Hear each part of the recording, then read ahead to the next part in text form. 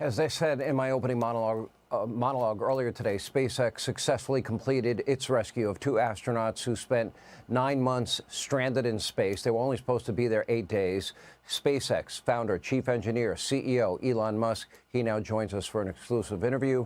Elon, first of all, what a triumph to the human spirit, human ingenuity, engineering. First of all, on behalf of, I know, many people in this audience, thank you for what you did for those astronauts today. How were you feeling, throughout the day? I mean, I know I felt butterflies in my stomach, and I rarely feel them. Well, I'm actually usually a little nervous about these returns because there's always some risk that something could go wrong. But thanks to the excellent work of the SpaceX team working with NASA, the astronauts are now safely home. And so congratulations to the SpaceX and NASA teams on excellent work, and a huge note of appreciation to President Trump for prioritizing and expediting their return. You have been the chief engineer of SpaceX and remain the chief engineer of SpaceX. It is the first private company to ever make it to orbit. Walk us through the beginnings of that. It is not, it's something that nobody else has been able to accomplish. Well, it's quite a long story, and there are some books that have been written about it. But in the beginning, we didn't actually know anything about rockets. So our first 3 missions failed, actually, of our Falcon 1 rocket. And we almost ran out of money and just barely made it with the 4th launch. If the 4th launch of Falcon 1 had not succeeded, we would have failed as a company. So we just barely made it. So I have to say that I was not a very good chief engineer in the beginning, but I did learn over time. And I think we've gotten, at this point, to where the vehicle is very reliable, and we are going to be able to take astronauts to Mars. In fact, we want to take anyone who goes to Mars and ultimately build a self-sustaining civilization on Mars. That is the long-term goal of the company. Make life multi-planetary. I mean, that is a very bold vision. How long do you think that might take SpaceX to be able to accomplish? I think we could do it in 20 to 30 years. Mm-hmm. So really, in our lifetime, if God blesses me with a longer life than I deserve, right? I could always hope. I would love to be able to see that. That would be amazing. I happen to have a telescope, and I love to look at the stars in the sky and the planets, and I am amazed at the majesty of all of creation, and the idea that we even look at the moon and we can go there and come back, or a space station, or you launching the hundreds of satellites you have. I want to ask you this question, if I may, and it's, every aspect of this rescue had challenges and danger. The launch, we start there. Then the rocket landing. I mean, we showed. I couldn't believe you were able to land the rocket that fell off perfectly where you wanted it to land. The docking video when they actually connected and got onto the space station. Then the taking off earlier today was a 17-hour trip, leading to the splashdown that all of America watched today. Every single aspect of that has danger and complications. Walk us through the dangers of each phase. Well, on the ascent phase, there's always some chance that either the first or second stage will blow up. In fact, I find it's actually remarkable when you see a rocket. I mean, when I see the rocket, I see a list of all the things that are wrong, all of the ways that it could go wrong and potentially fail. So you could have a first stage failure, a second stage failure, a stage separation failure. The Dragon could fail to separate from the rocket. The trunk could fail to separate from Dragon. There could be sort of an engine failure on the spacecraft itself. When it's coming back, it's coming in so fast, it's a blazing meteor. And if anything happens to the heat shield, the whole craft is going to disintegrate. So it's remarkable that humans can actually go all the way to orbit and come back from orbit, given the immense amounts of energy that is required to get to orbit and the amount of energy that must be dissipated upon return. And then the parachutes have to open, that all has to work.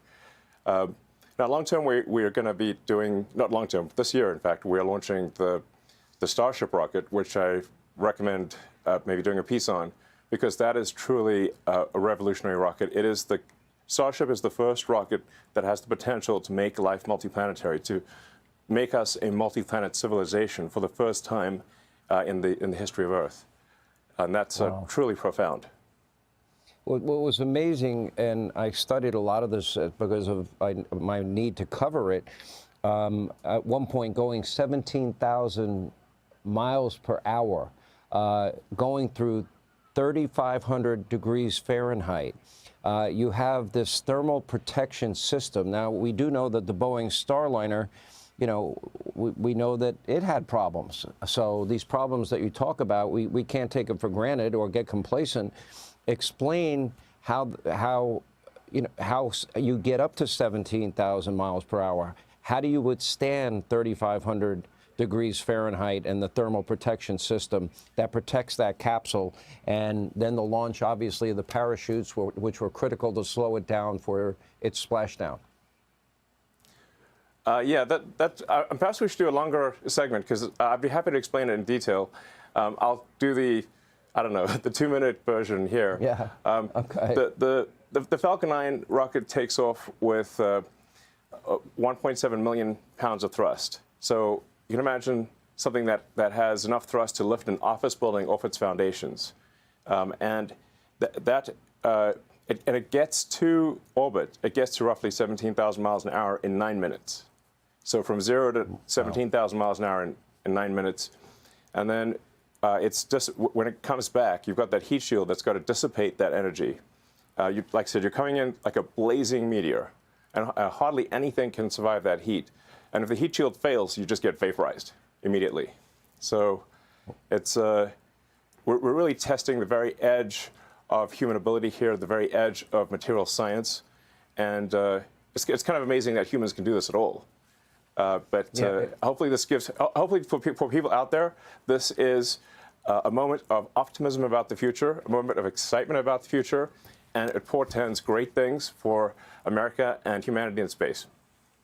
I'm only going to ask you one political question, just for clarification purposes only. I don't think this should really be a political night. I think this is, you know, a moment where the country should celebrate the fact that you were able to rescue them, that it happened successfully in spite of the difficulty, the challenges, and the danger. But I just want to clarify on the issue of whether or not you had offered to send this rocket to space to rescue these astronauts sooner to Joe Biden and Kamala Harris. I heard somebody earlier today say, in fact, that didn't happen, when I believe it did. No, we definitely offered to return the astronauts earlier. There's no question about that. The astronauts were only supposed to be there for 8 days, and they've been there for almost 10 months. So obviously that doesn't make any sense. SpaceX could have brought the astronauts back after a few months at most, and we made that offer to the Biden administration. It was rejected for political reasons, and that's just a fact. Yeah. You know, I followed this from the very beginning. Did America and the world make a mistake by slowing down, going to the moon and to other planets? Was that a mistake on our part? I mean, don't we have so many scientific and innovative breakthroughs every time we go? Well, I think we'll have tremendous breakthroughs when we establish a city or a base and then a city on Mars, because we'll have to overcome so many challenges that it'll serve as a forcing function for the development of new technologies that will have tremendous benefits to people on Earth. Let's talk a little bit, if we can, about the health issues that the astronauts will face. They only trained for an 8-day mission, but there are certainly things involved with returning to gravity, adjusting to gravity, nauseousness, but then it gets a little bit more serious, a variety of other health problems. Bones become about 1% less dense for every month that they are in space. That could lead to issues like osteoporosis or bone fracture, et cetera. Astronauts grow in space because the spinal column expands. There was one astronaut, Scott Kelly, he became 2 inches taller, and others then, when it contracts when you come back, then they have some back issues. They have vision issues because fluids in the eye shift upward to the head. You can explain baby feet if you want. They will have some significant health issues that they're going to be facing, but they'll be okay. Yeah, the normal amount of time that astronauts are supposed to be in zero G is about 3 months, and then really, at the most, about 6 months. That's sort of the normal rotation, and they were up there for almost 10 months. So that's really going beyond what is healthy or good. So it's a good thing that, thanks to the support of President Trump, we hope to bring them back, because really things get just a lot worse if they stay in zero G for, past a year or more. You know, what you were able to accomplish today really is just fascinates me. I'm interested in every aspect of it. I think it was pretty public that I bought one of your Teslas. I don't like the way that people, and by the way, it's like the greatest car ever invented. It really is, and I'm not just saying that. It's self-driving. It's got 1,000 horsepower. It goes from 0 to 60 in 0.2 seconds. It's 2 seconds. The most American. 2 seconds. Okay. 2 seconds. Zero, Yeah. no, I'm sorry, not 0. It goes in 0 to 60 in 2.0 seconds. At that point, I think it would kill you basically if it went that fast. It would kill. That's true. But it's pretty fast. That's for sure.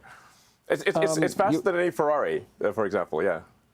No, I watched it beat my Z06. I'm like, I thought that was the greatest muscle car. No, it's not. I watched the S-Plaid beat it. You're into robotics, AI.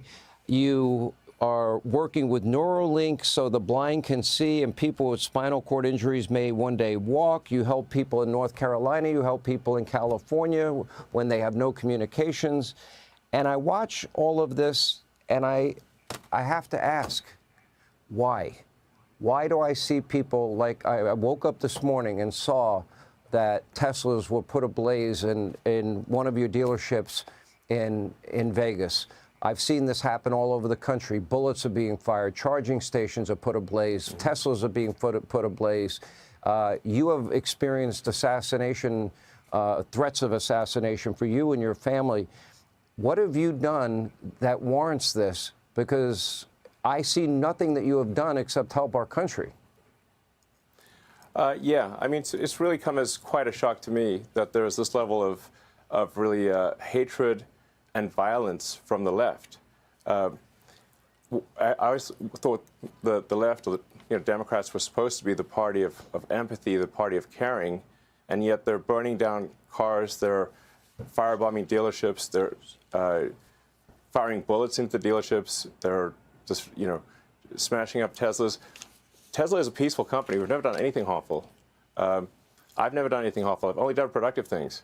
So I think we just have a deranged, there's some kind of mental illness thing going on here, because this doesn't make any sense. Yeah, and I think there are larger forces at work as well. I mean, I don't know who's funding it and who's coordinating it, because this is crazy. I've never seen anything like this.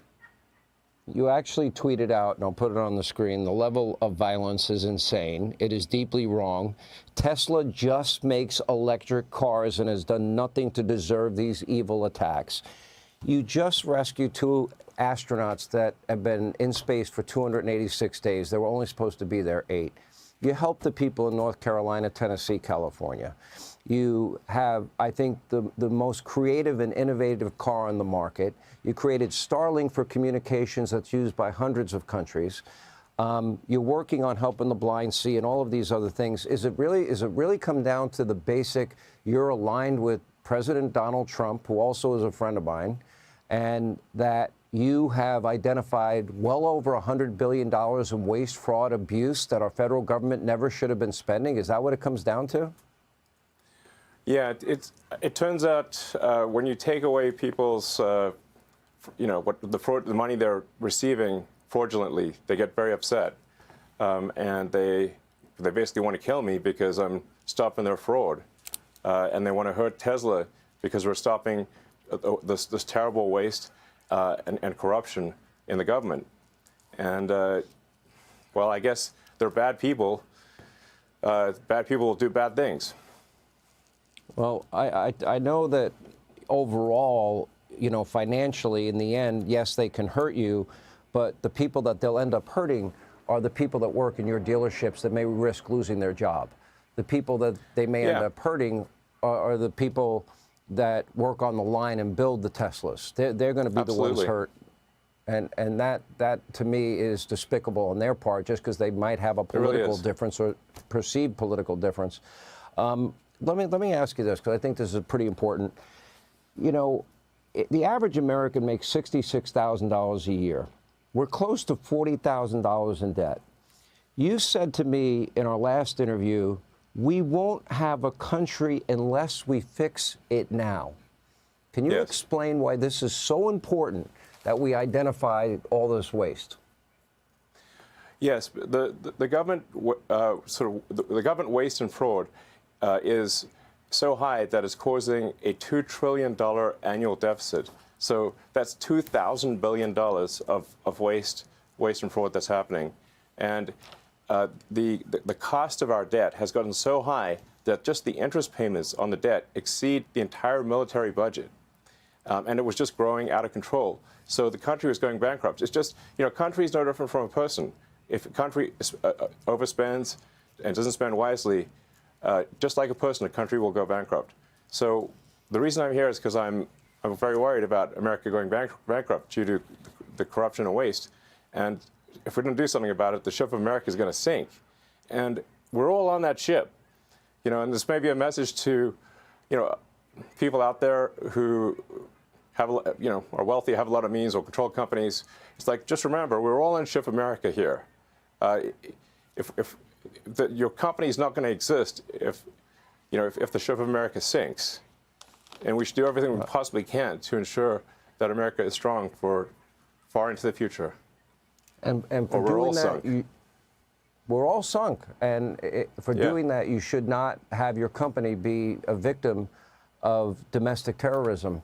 If I may, one last question. When I interviewed you and President Trump together, one of the questions I asked both of you was, are you aware that there are groups that want to separate you, groups that would like to divide you, groups that would like to see you not work together?